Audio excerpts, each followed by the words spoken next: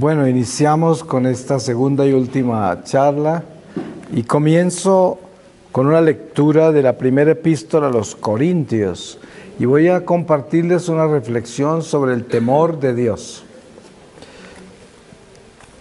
Les leo de el capítulo 3 desde el versículo 18. Consecuencias. Nadie se engañe. Si alguno entre vosotros se cree sabio según este mundo, vuélvase loco para llegar a ser sabio, pues la sabiduría de este mundo es locura a los ojos de Dios. En efecto, dice la Escritura, el que enreda a los sabios en su propia astucia. Y también, el Señor conoce cuán vanos son los pensamientos de los sabios, así que no se gloríe nadie en los hombres, pues todo es vuestro, ya sea Pablo, Apolo, Cefas, el mundo, la vida, la muerte, el presente, el futuro, todo es vuestro, y vosotros de Cristo, y Cristo de Dios. Por tanto, que nos tengan los hombres por servidores de Cristo y administradores de los misterios de Dios.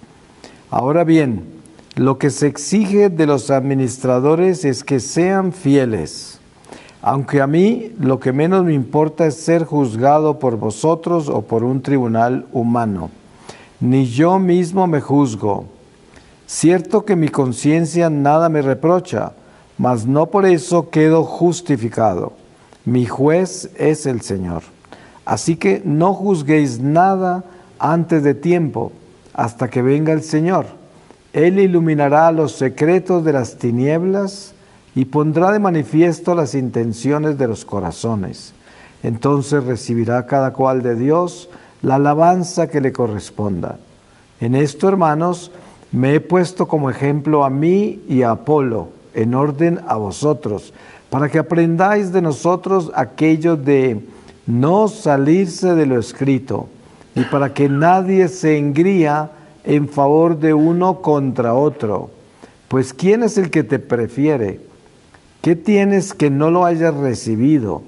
Y si lo has recibido, ¿a qué gloriarte cual si no lo hubieras recibido?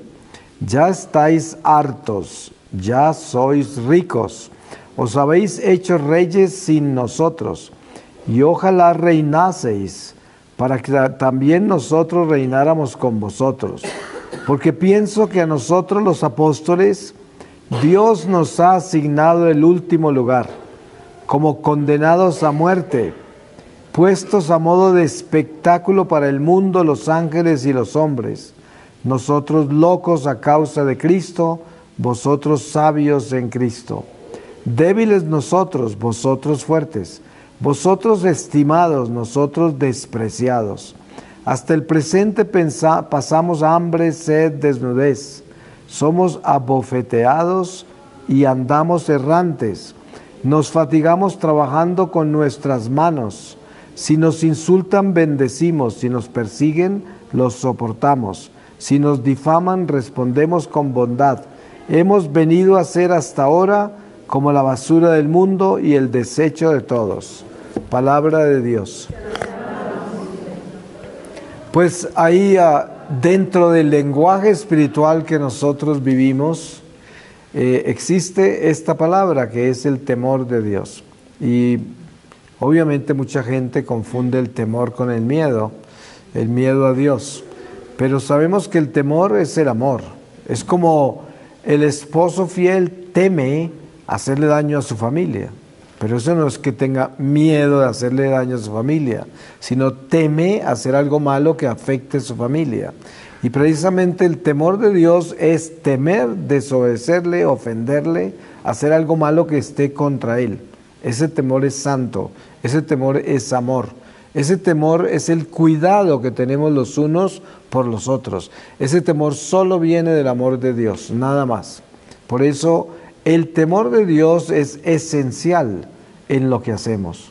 Porque miren, un ejemplo clásico que yo doy sobre esto es el esposo fiel no tiene que hacer ningún esfuerzo para ser fiel. Simplemente es fiel, ni se da cuenta, porque es fiel. Y donde vaya, en el corazón de ese esposo está su esposa, su familia, porque es uno con todos, es de verdad fiel. Y eso es precisamente lo que debe ser nuestra relación con Dios, porque nuestra relación con Dios es como ese matrimonio perfecto con nuestro Creador. Somos fieles sin esfuerzo, por eso Jesús dice, mis mandamientos son fáciles, mi yugo es liviano. Pero una persona que no tenga amor no entiende eso, porque dirá, ¿cómo van a ser fáciles los mandamientos? Son muy difíciles. ¿Y cómo va a ser liviano el yugo de esta vida? Es muy duro. Porque cuando uno vive sin amor y solamente vive en el amor propio, pues todo es difícil y hay que hacer esfuerzo para todo y uno no quiere hacerlo porque piensa que todo lo debe recibir sin ganárselo. Y ustedes han visto la cantidad de zánganos que tenemos en nuestras sociedades hoy por todo este progresismo, por todos estos ismos que hay en nuestra sociedad, que empiezan a alimentar gente criminal, vagos, gente que no quiere trabajar. Y todo eso es parte de un daño social, moral, una pérdida de valores, una descristianización de la sociedad. Todo eso es consecuencia de la falta de temor de Dios, donde el hombre se aleja de Dios y no le importa Dios y mucho menos los hombres. Es como una joven se acerca y me dice, tengo un novio y pienso casarme con él, pero tengo un problema. Y es que yo soy una católica que practica mi fe y siempre he estado en la iglesia, pero este novio es ateo y encima de todo no le gusta mi iglesia. Entonces yo le digo, bueno, pues si yo estuviese en sus zapatos y fuera a tomar una decisión cristiana, pues yo no creo que escogería casarme con él, ¿no? Así, por muchas ventajas que usted encuentre, pues uno tiene que buscar las cosas que son de Dios, ¿no? Ahora, hay circunstancias en la vida en que, y estaba hablando de eso hace poco con una señora, de que tenemos matrimonios interreligiosos, pero interreligioso quiere decir que el otro cree en Dios, ¿no? O sea, ya no es un ateo. Sí, es muy diferente cuando una persona le dice a uno, Dios no existe, yo no creo en Dios. Yo digo, miren ustedes lo que eso significa. Y eso sin juzgar al ateo, porque el ateo es una criatura que Dios creó. Y como dice San Pablo en este pasaje que leí, ni yo mismo me juzgo, dice San Pablo. Mucho menos vamos a juzgar nosotros a un ateo. No podemos, porque ese es un hijo de Dios y Dios lo juzgará. Pero lo que sí podemos hacer es tener discernimiento de espíritus. Es importante de saber por dónde vamos, con quién vamos y qué hacemos y con quién lo hacemos. Es importante hacer eso, ¿no? Entonces, en el discernimiento de espíritus nos dice el Espíritu Santo que cuando una persona me dice a mí, yo no creo en Dios, Dios no existe. Entonces, lo que esa persona está diciendo es que esa persona solo cree en sí misma. Porque ¿en quién más cree? Si no hay Dios, si esto no existe, ¿en quién cree usted? Pues creo en mí, ¿no?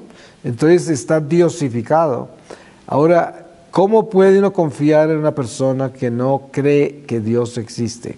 Pues es muy difícil confiar en una persona así, porque esa persona solo cree en sí misma.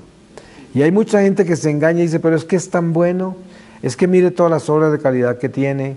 Pues dense en cuenta ustedes que los masones son gente que tienen hospitales, tienen fundaciones de caridad, ayudan por todo el mundo a los pobres y son satánicos, ¿no? Están consagrados al diablo, o sea que hay mafiosos. En Colombia hemos tenido mafiosos que le han hecho barrios a los pobres, que tienen obras de caridad increíbles con su dinero del narcotráfico y el crimen, lo mismo la guerrilla, y eso no los hace buenos. Las obras buenas no hacen bueno a la gente, porque entonces el diablo ganaría siempre, porque él se disfraza de bueno. Es un lobo vestido de oveja, eso es lo que el demonio es, ¿no? Un príncipe, como lo llama Jesús.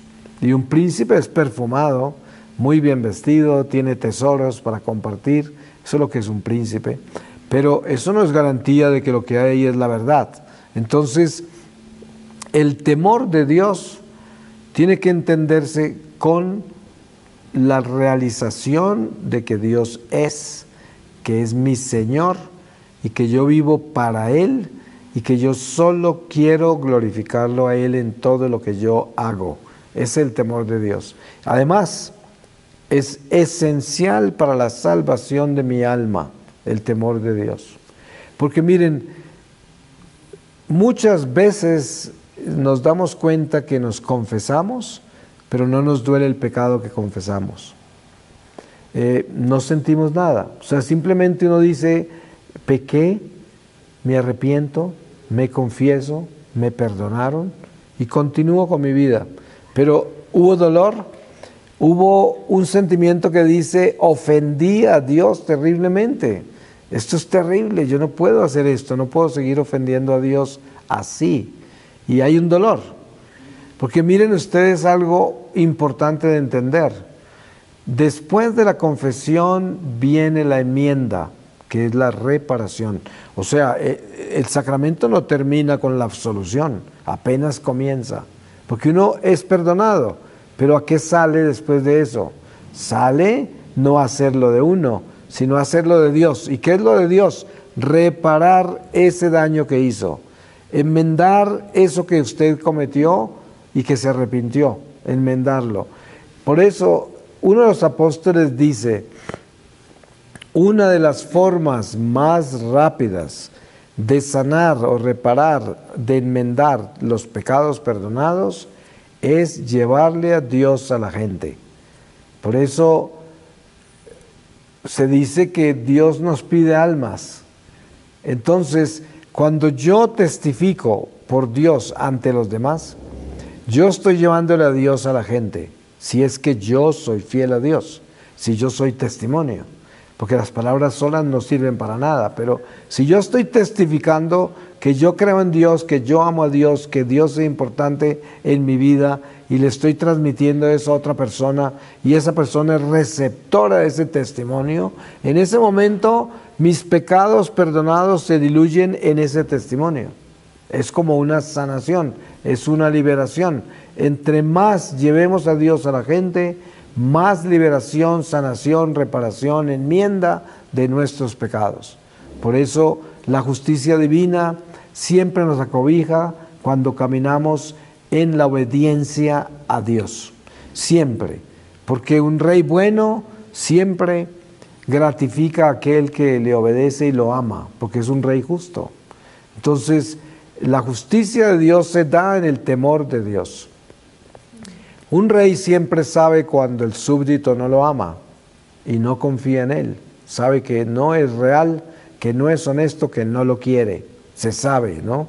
Es como un padre de familia, a veces se da cuenta que un hijo no lo quiere y sabe que no lo quiere y sabe que no lo respeta y tiene mucho cuidado con ese hijo. No lo deja de amar, pero sabe que ahí hay... Es como Jesús con Judas. Jesús, desde que Judas entra en sus discípulos, él sabe que él es el traidor porque Jesús es Dios y él tiene la plenitud de la sabiduría. Pero Jesús, por el hecho de que él es el traidor, no lo echa del grupo de los apóstoles. Ustedes se dan cuenta que hasta el final le entrega la comunión en la boca y le dice, vete a hacer lo tuyo. Y la palabra dice, y Satanás entró en él. O sea, él se fue en pecado mortal a traicionar a Jesús. ¿Qué es lo que hacemos nosotros cuando vamos a comulgar y salimos a cometer los mismos pecados? Es lo que Judas hizo. Eso es ser un Judas.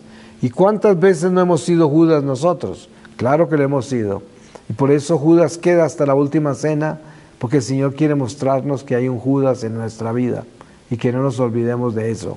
Uno a veces se escandaliza por los pecados de los demás y se olvida de que uno también ha pecado. ¿Y qué tal que todos se escandalizaran también por mis pecados? Pues uno también estaría en unas situaciones muy complicadas. Pero miren, es tan increíble saber que Dios perdona y olvida, ¿sí? Que nos pide a nosotros hacer lo mismo. Y claro, pues esta es una cultura espiritual que se tiene que alimentar, construir. Es un edificio que estamos nosotros construyendo para llegar a las alturas de Dios. Y se hace por ladrillo por ladrillo. En cada paso que damos, tenemos que ir construyendo este edificio espiritual del amor, de la conciencia, donde yo miro al otro y sé que somos imperfectos pecadores y que todos tenemos el potencial de hacer cosas terribles. Sí, cuando Uno escucha un crimen horrible de alguien, uno se escandaliza, claro, y dice, qué crimen tan horrible.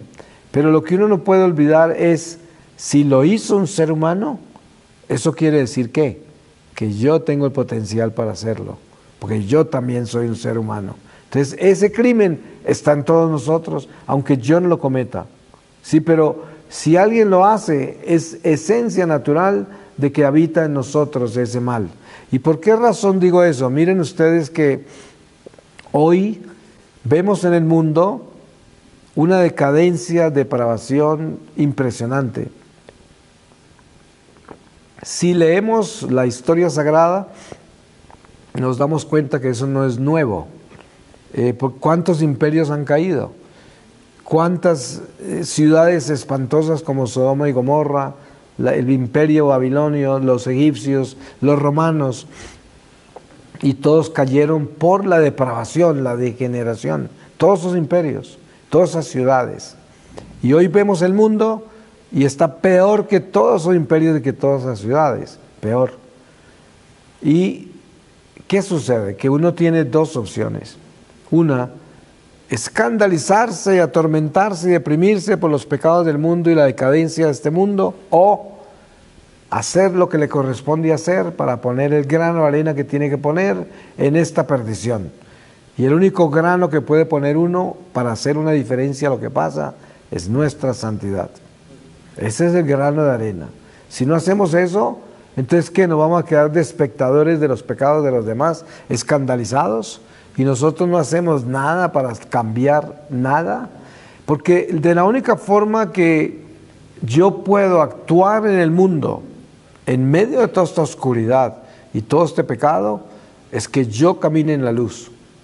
Porque miren, a mí me ha tocado, cuando visito prisiones o visito sitios muy difíciles de rehabilitación de gente que está en drogas, en alcohol, en crimen, en todo, cuando me ha tocado hablar con la guerrilla, con todo esto, de gente que está en el crimen y no quiere dejarlo, además le gusta el crimen y no hay nada que hacer.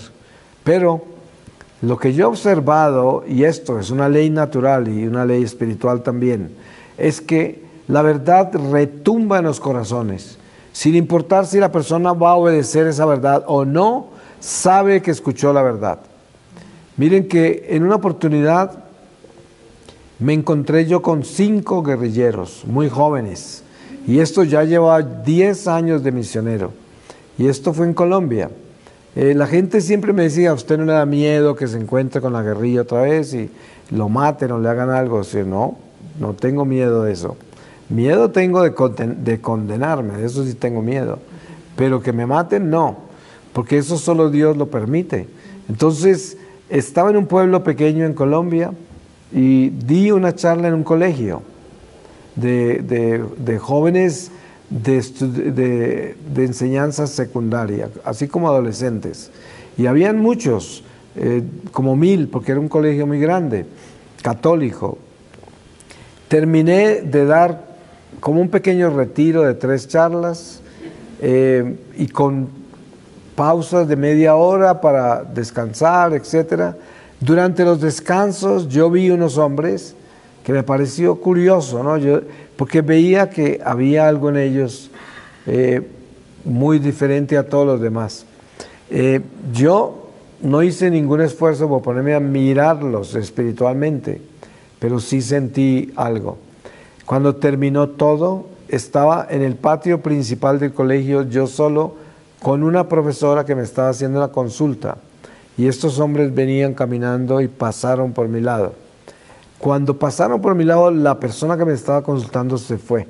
Entonces ellos se voltearon hacia mí y vinieron a decirme, uno de ellos tenía 2 hijos en ese colegio. Entonces me miraron y dijeron, y yo ese día les había dado mi testimonio como primera charla y le había contado que la guerrilla me había secuestrado, todo esto. Pues estos hombres eran de esa guerrilla, pero habían pasado muchos años ya, y estos eran muy jóvenes, y creo que escasamente serían niños pequeñitos cuando a mí me secuestraron. No eran guerrilleros, pero sin embargo toda la historia mía los impacta a ellos. Entonces uno de ellos me dijo, ¿a usted no le da miedo hablar de la guerrilla? Y yo dije, no, porque el único miedo que tengo, como les acabé de decir a ustedes, es de condenarme. Yo ahorita no tengo miedo de que me maten, no. Entonces uno de ellos se acercó más a mí, a mi cara ya, y me dijo, nosotros somos guerrilleros. Yo le dije, bueno, pues es una decisión que ustedes tomaron, ¿sí? Si usted quiere ser guerrillero, lo puede ser 24 horas al día. Yo soy misionero, 24 horas al día, ¿no? Cada uno escoge su vida. ¿Y yo qué? ¿Quién soy para decirle no sea guerrillero? Usted no me puede decir a mí que no sea misionero. Y ellos están todos callados ahí mirándome como que no sabían qué hacer, porque al principio vinieron fue a amedrentarme, ¿no? Como amenazarme. Pero eso se diluyó todo, porque esas palabras de todos les fue como golpeando, y al final dije yo, ¿y ustedes qué hacen aquí? ¿Vinieron a secuestrar los niños o qué? ¿O a mí? Y entonces uno dijo, no, es que yo aquí tengo 2 hijos, y venía a ver qué era lo que usted les iba a decir, para que no vengan a dañar la cabeza a mi familia, ¿no? Entonces dije yo, pues dele gracias a Dios, porque lo que vine fue a arreglarles la cabeza a ellos y a ustedes, ¿no? Entonces, y uno de ellos se rió, ¿sí? Entonces ahí se cortó todo el hielo y al final dijeron, no se preocupe por nosotros que no estamos buscando hacerle daño, solamente vinimos a mirarlo, ya, y se fueron. Pero en ese encuentro lo que sucedió fue que esas personas que andan en el mal, y yo que sé porque a mí me tuvieron secuestrados esa misma guerrilla, que no tiene ningún inconveniente en matar al que sea, son asesinos, son gente mala, se odian entre ellos, se matan entre ellos, no creen en nadie y andan en brujería, en cosas horribles así, totalmente satánicas. Y sin embargo, miren ustedes que ese día, con ese encuentro que tuvimos ahí, la verdad les llegaba al corazón. No es que se fueran a convertir, ni es que se fueran a ir con la verdad, pero sabían que era la verdad. La entendían que esa era la verdad, porque en ningún momento la discutieron, en ningún momento pelearon lo que yo les dije como verdad, nada, absoluto. Pero, y lo que traían ellos, que era el espíritu de la violencia, el espíritu de la intimidación, el espíritu que anda con ellos, que anduvo conmigo 6 meses en la selva, yo lo conozco, ese espíritu se fue debilitando completamente y terminó como en una situación en la cual el espíritu no podía actuar, quedó derrotado. Y ellos mismos se debieron sentir muy livianos, porque ese espíritu es el que los ocupa, y los ocupa haciéndolos violentos, odiando, buscando a quién hacerle daño, mirando la oscuridad siempre. Y en ese momento debieron tener un momento que no habían tenido, que era tener como un sentido del humor que no tenían, era haber permitido que una persona como yo los desarme y ellos no puedan hacer nada. Todo eso fue un cambio increíble. Ahora, eso es lo que yo veo. ¿Qué vieron ellos? No tengo ni idea. ¿Qué pasó en el corazón de ellos? Solo Dios sabe. Pero lo que yo sí aprendí es que la verdad retumba en los corazones. Por eso hay gente que pregunta, ¿cómo le hablo yo a la gente que no cree en Dios? ¿Cómo le hablo a mis hijos que no quieren saber nada de Dios? ¿Cómo le hablo? Y la respuesta siempre es, háblales la verdad. Uno no se guarda las cosas, uno habla la verdad. Siempre tiene que ir y decir, mire, Jesús es Dios y el Evangelio es nuestra guía. Y eso usted no lo puede esconder. Tiene que decir la verdad. Esa es la forma en que hablamos, la forma en que comunicamos las cosas. No hay otro camino. Miren ustedes que hay formas tan sencillas, tan simples de testificar la verdad. En un restaurante, usted está sentado y le sirven sus alimentos y usted los bendice en público sin estar haciendo un show, un espectáculo, sino que eso es lo que usted hace con su comida. Cuando usted recibe su comida en su casa, en la calle donde esté, usted la bendice y usted le da gracias a Dios. Usted no se da cuenta, pero cuando usted hace eso en un sitio público, usted está predicando, usted está evangelizando, usted está testificando, porque eso es testificar a favor de Dios. Y uno testifica a favor de Dios en muchas formas, muchísimas. Y todos estos pequeños actos se convierten en un acto de amor, en un acto de temor de Dios, en un acto en el que yo sé quién es Dios y sé cómo traer a Dios a mi vida y sé cómo glorificarlo y sé cómo edificarme en ese amor a Dios. Esto es, por eso, el temor de Dios es una fibra importante para nuestra integridad, para nuestra fortaleza interior. Es decir, miren, las pruebas más difíciles de la vida son las que atentan contra nuestra estructura de seguridad, la salud, la economía, las relaciones humanas entre nosotros, las oportunidades en la sociedad. Hay muchas áreas de esas que atentan contra nuestra seguridad y son unas pruebas de fe para el que tiene fe, porque si yo estoy mal económicamente y hago todo lo que puedo para solucionar mi problema, todo lo que está a mi alcance y no se soluciona, entonces ahí está la prueba de fe. ¿Qué va a hacer? Porque dice un santo: trabaja como si todo dependiera de ti y ora como si todo dependiera de Dios. Entonces llega un momento en la vida de uno en que uno hizo todo lo que pudo, pero y no alcanza a solucionar. Entonces a partir de ese momento, ¿qué hace uno? Tiene que entrar en la fe y dice: Señor, hice todo lo que pude y ahora te lo entrego a ti porque yo ya no tengo capacidad de seguir, hice todo lo que pude. Entonces en ese momento entra lo que es la fe a trabajar, ¿no? ¿Cuán grande es nuestra fe? La fe enseña que creer no es porque yo recibo lo que espero, sino creer es porque yo estoy seguro que Dios hará lo que Él quiere, y lo que Él quiere siempre es perfecto, aunque me duela, aunque no sea lo que yo quiero, pero Dios hace lo que es perfecto. Y yo tengo que aceptar eso en fe.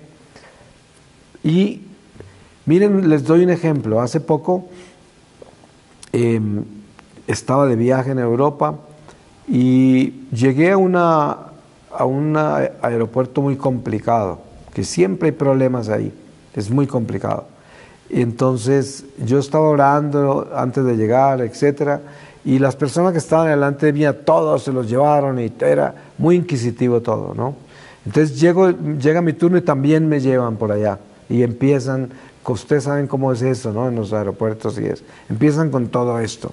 Pero unos minutos antes en el avión yo había leído algo que yo mismo escribí, que son esos libros de meditaciones que tengo por ahí, no sé si algunos los conocen, y abrí así en el avión y ahí era algo que San Pablo me había inspirado en una cárcel en California y decía: a veces todo parece ser que va a salir mal lo que estamos esperando, como que se dañaron las cosas y parece que todo está mal, pero resulta que la fe nos enseña que el viento del Espíritu Santo puede llegar en el último momento y cambiar el curso de las cosas.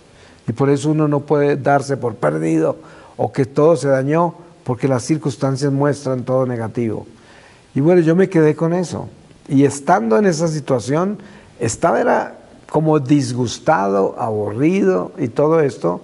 Y de pronto fui a orar. Y apenas terminé de orar, salieron y me dijeron: siga. Y ya se terminó lo mío, ¿no? ¿Cuánto hubiera querido que hubiera terminado lo de toda esa pobre gente que quedó ahí atrapada? Pero me di cuenta que el viento cambió todo en un segundo y seguí el curso de las cosas. Pero es porque yo me entré en esa línea, en la línea de que no estoy preocupado por lo que me está pasando esto, sino que yo me entré en la línea de que esto es tuyo, Señor, ya sabrás lo que haces, ¿no? Aquí estoy para que tú hagas lo que quieras conmigo. Eso fue prácticamente lo que hice. Y así fue como se desbloqueó todo y todo se abrió.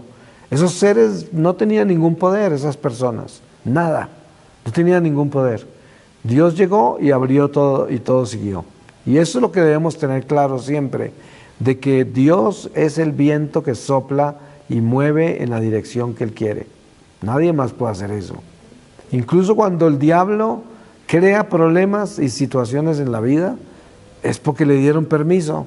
Por lo tanto, ¿quién está soplando? Pues es el Espíritu Santo, que fue el que le permitió que hiciera eso, ¿no? Y eso hay que tenerlo claro, que el viento de esta vida solo lo sopla Dios. aun cuando es soplado por el enemigo, porque Dios le permitió. Y si Él le permitió, es porque de todo el Señor saca cosas buenas, por trágicas que parezcan. Ustedes ven las contradicciones tan terribles que hay en la vida de Jesús. Por ejemplo, la familia de Nazaret viaja de Nazaret a Belén en un tiempo inhóspito de invierno, un sacrificio horrible. Vienen, para empezar, siendo el Mesías el que va en ese vientre de la Virgen, el Dios soberano, el creador de todas las cosas, el Todopoderoso, siendo Él el que va en ese vientre, aceptan ir en obediencia a un Dios, a un rey pagano, ¿sí? Para un censo que estaban ordenados los romanos, y se van a obedecerle hasta Belén. Pero resulta que todo eso estaba escrito que así iba a ser, era parte de la voluntad de Dios. Llegan, nacen en un establo, pero ustedes ven a María y José pidiendo asilo por ahí, hospedaje en las casas, todo el mundo lo rechaza.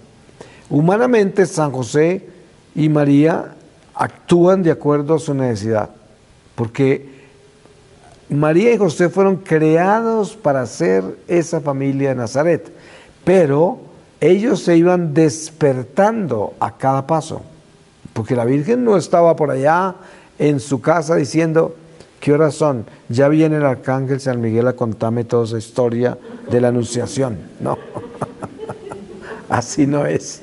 La Virgen se sorprendió cuando vio el ángel, y ella había nacido para ese momento, todo estaba escrito, fue escogida para eso. Pero dense en cuenta cómo se despiertan ellos a cada paso. Entonces, ellos humanamente se fueron a buscar hospedaje, pero el plan A de Dios, ¿cuál era? Nacer en el establo, en el pesebre. No era quedarse en ninguna casa. Ese era el plan de Dios. Pero ellos terminaron haciendo eso, y para ellos humanamente era lo único que les quedó hacer. Pero resulta que eso era lo que quería Dios. Y ahí es donde viene este discernimiento sobre lo que es la voluntad de Dios y la voluntad humana. Dios permite que nosotros actuemos en esta voluntad humana y nos deja esa libertad, pero Él tiene un plan mejor. Por eso hay un chiste que dice, si quieres hacer reír a Dios, cuéntale tus planes, ¿no? Y es que verdaderamente eso es lo que sucede, pero miren este misterio. Ese mismo rey pagano, Herodes, atenta contra la vida del Mesías, lo quiere matar.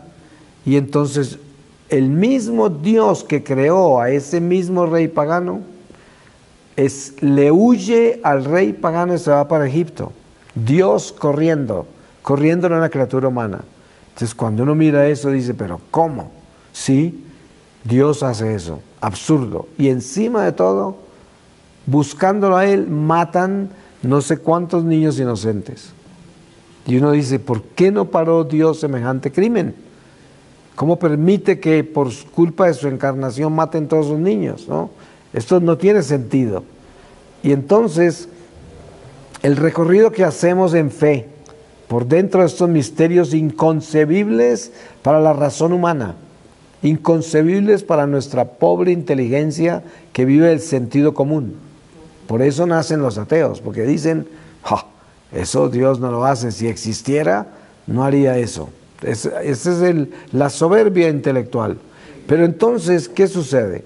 Que nosotros entramos en la realidad de la fe y no tenemos sino un camino, el temor de Dios. ¿Y cuál es el temor de Dios? Dios sabe, y lo que Dios hace es perfecto. Y eso debe ser el fin de nuestra realidad espiritual con la fe. La primera vez que yo fui de misión al África, me impactó demasiado y yo pues no tenía experiencia de ese nivel de misión. Yo conocía la pobreza y la miseria en Latinoamérica, en India, en algunos lugares del pasado, cuando yo no estaba en la iglesia, pero nunca había conocido una pobreza y una miseria al nivel que encontré en África, donde fui la primera vez. Y estando allá en un orfanato, el señor que dirigía el orfanato me dijo, voy a reunir todos los niños para que les hables. Y yo decía, ¿de qué les puedo hablar si estos niños tienen toda la ropa deshecha porque no tienen sino una muda de ropa? Comen una vez al día, viven entre casitas hechas de barro. ¿Y yo qué les voy a hablar? Les voy a hablar de Dios cuando les debo traer comida, les debo traer ropa, les debo traer cosas que necesitan para su sustento. Inclusive me acordaba de un pasaje del apóstol Santiago que decía, si tú le dices al prójimo que te vaya bien, que todo te salga bien, y es gente que se está muriendo de hambre, ¿con eso crees que estás haciendo bien con desearles bien? Lo que tienes que hacer es ir y darle lo que necesitan, o buscar dárselos. Entonces se podrán imaginar en el estado que yo me encontraba. Era increíble. Pero cuando salieron todos esos niños y se sentaron en el suelo, y yo estaba ahí diciendo, yo siempre llevo el niño Jesús, y le estaba diciendo al niño, yo no sé qué vas a hacer, pero tú eres el único que puedes hablarles, yo no tengo nada que decirles, mi corazón está roto, yo no tengo nada que decirles. Pero de repente comencé a hablar y salió todo como con un sentido del humor que yo ni tenía. Y los niños comenzaron a reírse y a aplaudir y empezaron a hacer unos cantos que ellos hacen, que es cuando alguien está hablando y ellos están contentos, entonces en cada frase que uno da, hacen así y se ríen y siguen escuchando. Y era algo increíble que yo nunca había vivido, hablarle a una audiencia que me está cantando cada frase, ¿no? Que en cada frase me canta y con unos ritmos con sus manos. Entonces yo me metí en algo que se me olvidó, toda la pesadumbre que tenía y el dolor y la culpa y todo se perdió. Y al final terminaron fue ellos consolándome a mí, cuando yo era el que debía llegar a consolarlos a ellos. No, ellos fueron los que me llenaron a mí de un entusiasmo, de un momento increíblemente bello con el amor de Dios, y recibí una lección increíble. Porque esos, los desvalidos, los que estaban con esa ropa deshecha, aquellos que comen una vez al día y parecían esqueletos, ¿no? Esos eran más fuertes que yo, espiritualmente. Tenían más profundidad, tenían más amor de Dios y tenían algo que yo no tenía, alegría, algo que yo no tenía. En sus rostros se veía el gozo, la paz, todo. Y eso yo dije, increíble cómo habla Dios, en qué forma se manifiesta y las lecciones que nos da. Y regreso a Londres, porque volé de ese país africano a Londres y me voy a hacer una misión en Escocia. Y me tocó en Glasgow ir a un colegio a dar una charla. Y llegan todos los jóvenes del colegio. Y estando allí, el Señor me mostró, digo, mira, ¿cuál es la diferencia entre estos acá y los de África? Los que estaban allá con la ropa deshecha, que parecen esqueletos, que comen una vez al día. Aquí vienes con estos, la mejor ropa, están gordos, comen 20 veces al día, ¿sí? ¿Y cuál es la diferencia? La diferencia es que estos, escasamente, alguno de ellos de pronto tiene amor, los demás no tienen nada, nada. Entonces, son esos que tienen todo ya, los que reparan por estos que no tienen nada. Y estos que creen que tienen todo, son los que están paupérrimos, los que están en bancarrota, los que están mal son estos. Y era muy doloroso eso, porque entonces, ¿yo qué les decía? Ustedes están mal, ustedes tienen que cambiar, están gordos, ustedes esto, lo otro, ustedes tienen muchas cosas, No, ese no era el Evangelio. El Evangelio es que nosotros no podemos juzgar las apariencias para pensar que la verdad está en lo que nosotros observamos, que precisamente por eso nos engaña el mundo, por eso nos engañan las apariencias, por eso perdemos el norte de Dios, porque estamos observando algo que no es, porque las apariencias engañan. Nadie conoce el corazón sino Dios.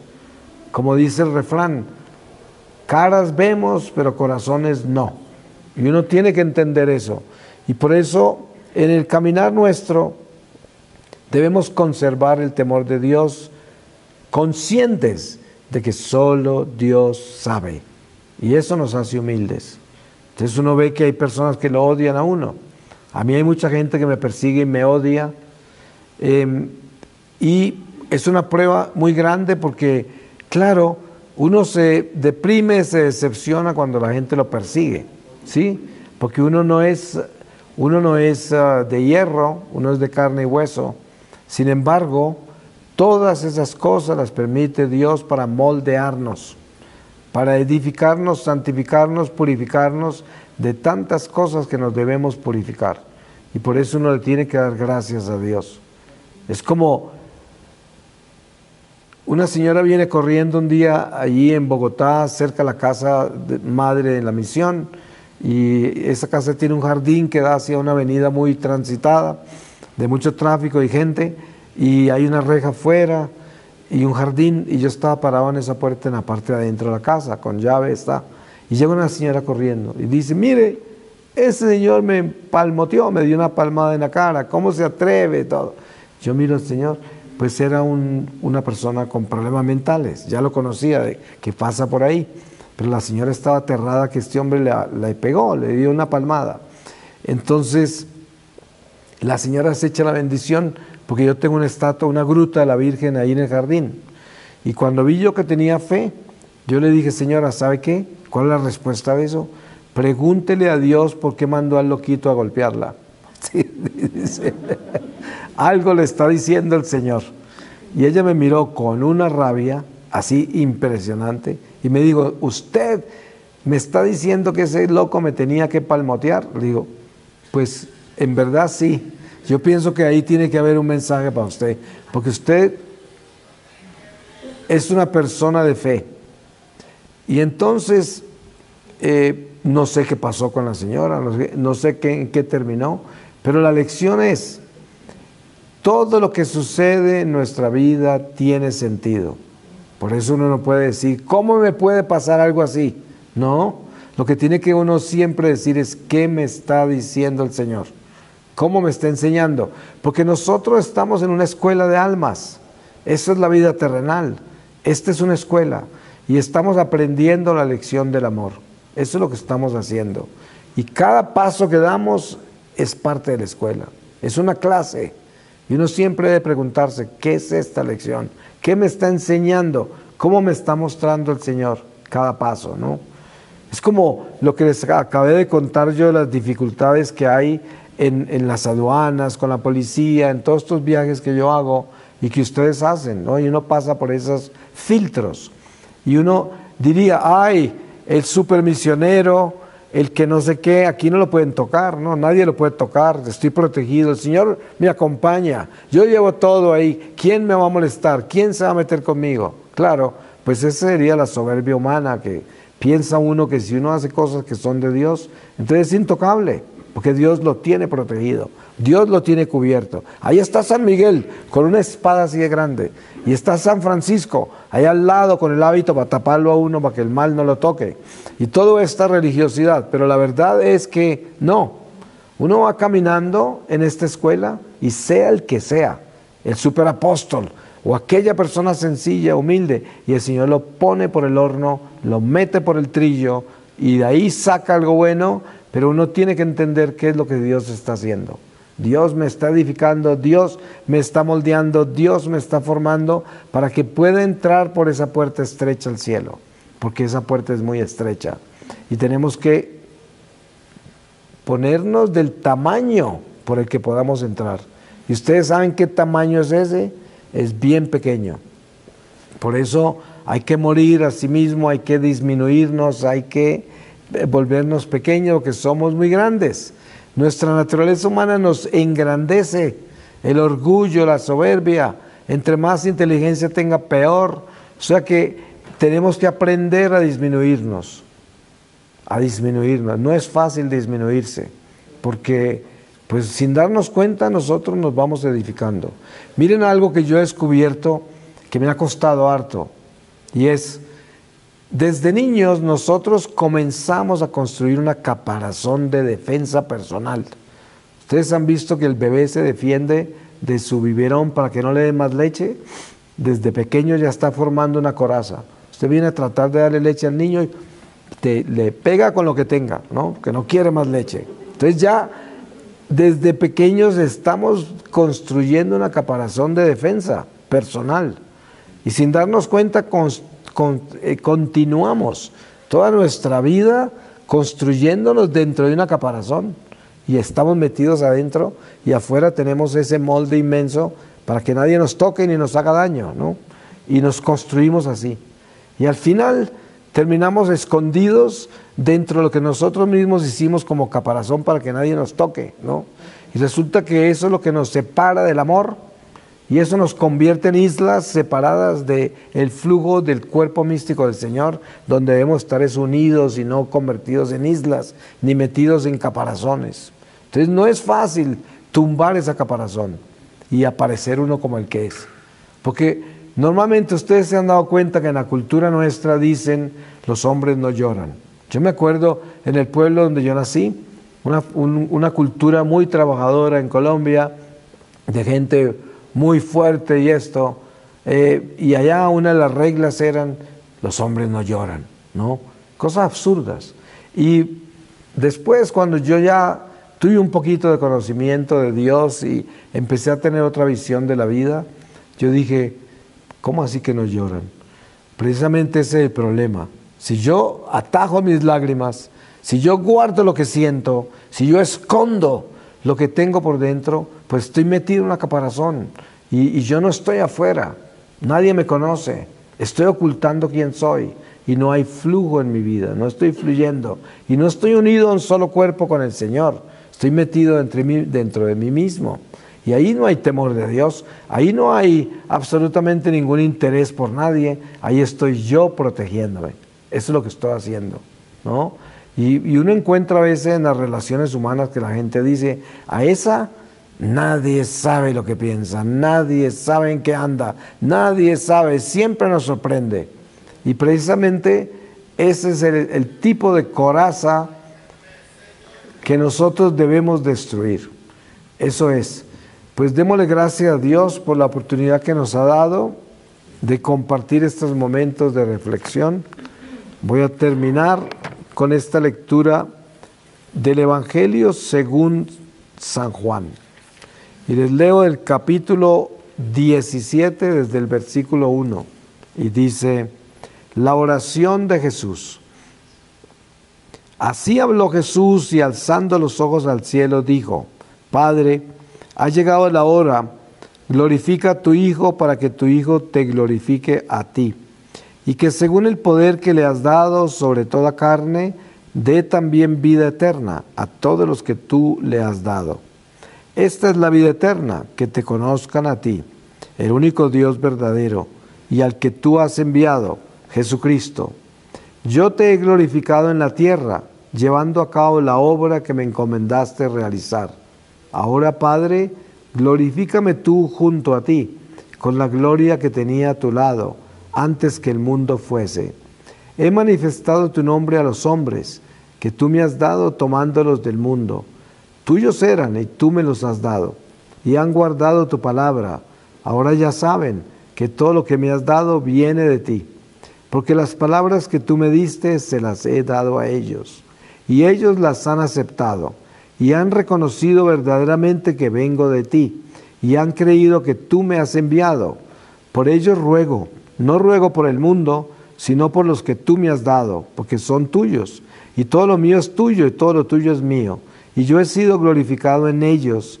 Yo ya no estoy en el mundo, pero ellos sí están en el mundo, y yo voy a ti, Padre Santo, cuida en tu nombre a los que me has dado, para que sean uno como nosotros.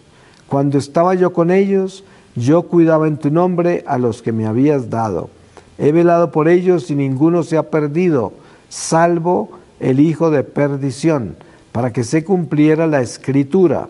Pero ahora voy a ti y digo estas cosas en el mundo, para que tengan en sí mismos mi alegría colmada.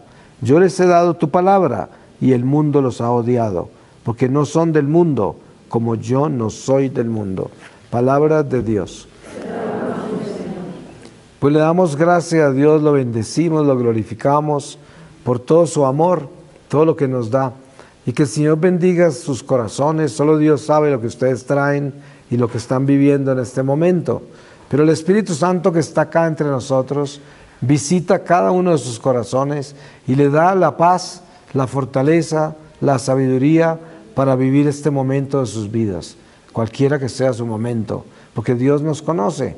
Además, Dios tiene un plan, y lo importante que debemos hacer nosotros es confiar en que Dios tiene un plan para nuestra vida y saber que de la única manera que salimos de plan es si somos desobedientes. Si vivimos en pecado, no estamos en el plan de Dios. Es tanto así que yo tengo la claridad de que el que vive afuera del plan de Dios es igual a un pescado que se sale del agua. Igual boquea por un momento y se muere porque ya no tiene su elemento que le da la vida. Y Dios es la vida, es el único elemento que da vida. Por eso, si nosotros somos fieles a Dios, estamos en su plan. Y su plan es perfecto, por absurdo que parezcan las cosas que nos suceden. Sin embargo, es perfecto. Y así es como debemos vivir nuestra vida, con esa confianza y sobre todo con ese temor de Dios, sabiendo que no queremos ofenderlo, no queremos faltarle, queremos confiar en Él y queremos entregarle toda nuestra vida, para que en medio de todas las borrascas de este mundo, las pruebas, haya paz y seguridad en nuestro corazón. Mire que el camino cristiano es caminar en paz, sin importar lo que está pasando. No importa lo que estemos sufriendo, pero que el corazón esté tranquilo. Sí, uno sufre con tranquilidad. Es el cristiano.